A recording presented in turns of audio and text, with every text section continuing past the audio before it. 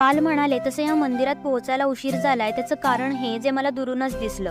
हा आहे आपल्या मंदिर भ्रमंतीचा 6वा एपिसोड. काळ्या पाषाणातलं मी पाहिलेलं मंदिर फार सुबक आणि स्थापत्याचा उत्तम नमुना होतं, पण मी आज पोहोचले तेव्हा त्याचा जीर्णोद्धार झाला होता.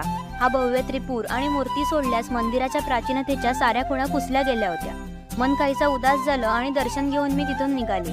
हे स्वयंभू सूर्य मंदिर काही मोजक्या देवळांपैकी एक आहे असा उल्लेख मला एका पुस्तकात सापडला होता. आदित्यनाथाची द्विभुज पाषाण प्रतिमा खरंच तेजस्वी आहे.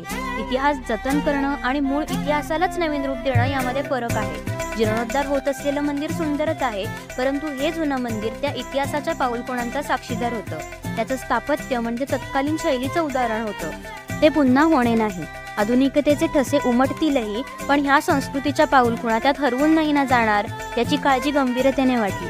खिन्न मनाने मी निघाले पुढच्या मंदिराच्या शोधात नारायणाच्या भेटीला. भेटूया उद्या.